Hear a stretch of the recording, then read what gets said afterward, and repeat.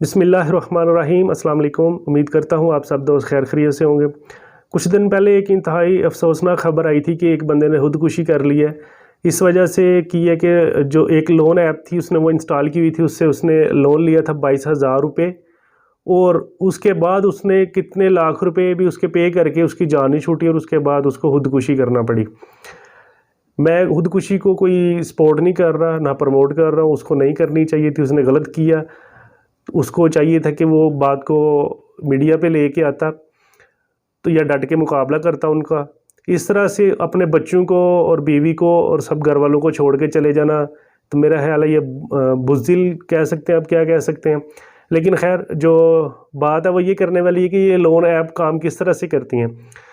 Loan app काम इस तरह से करती हैं, आपको लोन देती हैं और जब लोन देती हैं तो कोई वेरिफिकेशन आपकी नहीं होती, कोई बंदा आपसे आके नहीं मिलता कि ये आपको लोन देने लगे, आप कहाँ पे रहते हैं क्या।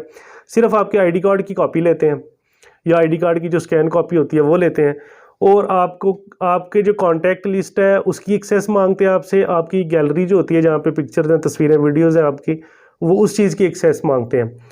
अगर आप देखा जाए तो लोन देना है तो लोन देने में ये चीज़ों की एक्सेस तो नहीं चाहिए। तो ये तो इसी तरह के अगर कोई बंदा जाता है बैंक में लोन लेते और बैंक जो उसको आगे से बोल देता है कि आप जितने आपके रिश्तेदार हैं सबके कॉन्टैक्ट लिस्ट लेके आओ और जितने घर में आपके पास एल्बम पड़े हुए हैं, तस्वीरें पड़ी हुई हैं, वो सब कुछ लेके आओ, ये तो एक बेतुकी सी बात हो गई। तो ये काम किस तरह से करती हैं, ये ब्लैकमेलिंग से काम करती हैं। ये आपके जितने कॉन्टैक्ट हैं उनको फिर उसमें से देख लेते हैं, आपके जो करीबी हैं, जो आपके साथ जो कलीग हैं, ये उनको एक्सेस करते हैं। फिर जो आपकी तस्वीरें, वीडियोस जो आपकी पड़ी होती हैं, जो पर्सनल होती हैं, आपकी मियाँ बीवी की हो सकती हैं, बहन भाइयों की, सबकी हो सकती हैं, तो उसके साथ ये छेड़ाछाड़ी करते हैं। उसको काफ़ी ज़्यादा अब सॉफ्टवेयर आ चुके हुए हैं जिसके साथ वो इस तरह की नाजेबा बन सकती हैं वीडियोज़ या तस्वीरें कि आप उससे आसानी के साथ जो है ना बंदा एक ब्लैकमेल हो सकता है। फिर ये क्या करते हैं, ये सब जो इनके कॉन्टैक्ट्स आपने लिए होते हैं आपसे इन्होंने, तो ये आपको फिर कहते हैं जी मैं फ़लाँ को ये वाली तस्वीर भेजूँगा, आपको वो दिखाते हैं, ये वीडियो भेजूँगा। तो अब तो इस तरह के सॉफ्टवेयर आ चुके हुए हैं कि इतनी इसमें एडवांस टेक्नोलॉजी आ गई हुई कि आप खुद भी देख के आपको अंदाज़ा नहीं होता कि ये कहाँ पे, ये किस तरह से बनी है। तो इस तरह से इतना वो जो है ना आ गया हुआ है। अब तो कुछ लोग मीडिया पे भी आ रहे हैं, अब कुछ लोग जो है इस चीज़ को आगे लेके आए, वो आके बता रहे हैं कि हमने 18 लाख रुपया दे दिया अभी तक, लेकिन ये अभी तक उनकी जान नहीं छूटी। और ये इसके साथ एक और काम ये करते हैं कि एक एप्लीकेशन आपने इंस्टॉल की है, उसके अंदर जो एडवर्टाइजमेंट आएगी, उसके साथ जो लिंक्स आएंगे वो भी और एप्लीकेशंस के होंगे। तो होता ये है कि एक एप्लीकेशन आप वो इंस्टॉल करते हैं, उससे लोन लेते हैं और उसके बाद फिर उसका उतारने के लिए दूसरी एप्लीकेशन इंस्टॉल करके उनसे पैसे लेते हैं, फिर तीसरी। तो ये होता बेसिकली जो है ना सारा पीछे इनके एक ही जो माफिया वो सारा लगा हुआ है। तो आपको कम से कम ये ख्याल करना चाहिए कि जो लोन दे रहा है या वो किस तरह से दे रहा है या उसको क्या बेनिफिट हो रहा है वो जो आपको लोन दे रहा है। और अब जो मार्केट में आई हुई है, मैंने वो भी थोड़े दिन पहले एक नज़रों से गुजरी है मेरे, कि वो बंदे ने एप्लीकेशन अब कुछ इस तरह से आई हुई हैं कि वो कहते हैं हम आप हमारी एडवर्टाइजमेंट करें, कुछ ना वो नाम दे देते हैं।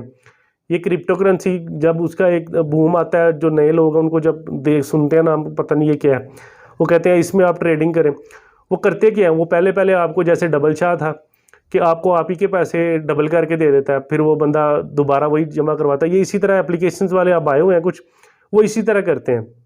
वो कहते हैं जी इतने पॉइंट्स आपके हो गए, एक पॉइंट की अब ये कीमत चल रही है, इसको 10 रुपये चल रही है।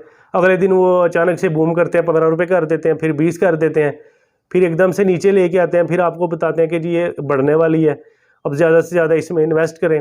और वो देते भी जाते हैं पहले साथ साथ। आपने लेट्स सपोज 50,000 रुपये इसमें इन्वेस्ट कर दिया, वो अगले दिन आपको 17,000 भी करके दे देंगे। तो आप कहते हैं शायद मैं ये कोई फॉरेक्स ट्रेडिंग कर रहा हूँ, चाहे मैं कोई इंटरनेशनल मार्केट में चला गया हूँ जहाँ पे जाकर मेरी ट्रेडिंग हो रही है, कोई कंपनी ग्रो कर रही है तो उसके साथ मेरे ये कोई शेयर्स हैं। तो इस तरह का कोई चक्कर नहीं होता।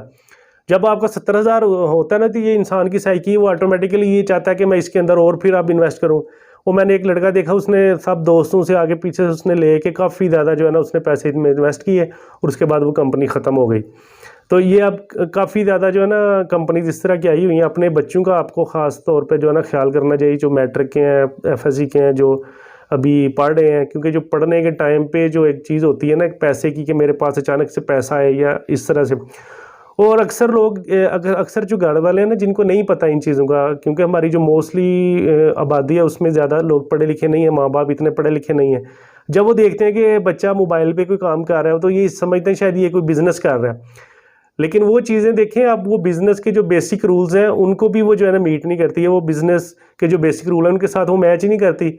ये कौन सा बिज़नेस है जिसमें आप अगर 50,000 लगाएं तो अगले दिन लाख रुपए बन जाए या महीने बाद लाख रुपए बन जाए? इस तरह तो होता ही नहीं बिज़नेस में।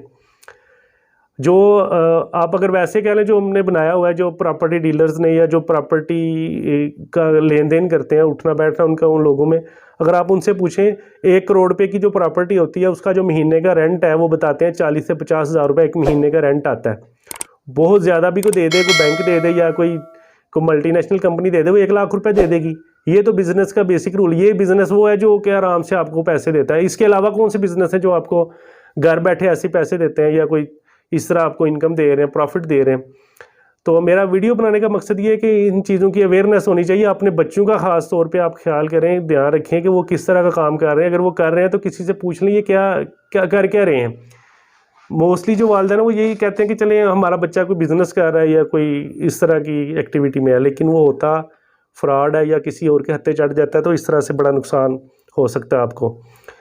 तो उम्मीद करता हूँ इसमें आपको कोई फ़ायदा नज़र आया होगा। अगर आया तो काइंडली वीडियो को शेयर कीजिएगा।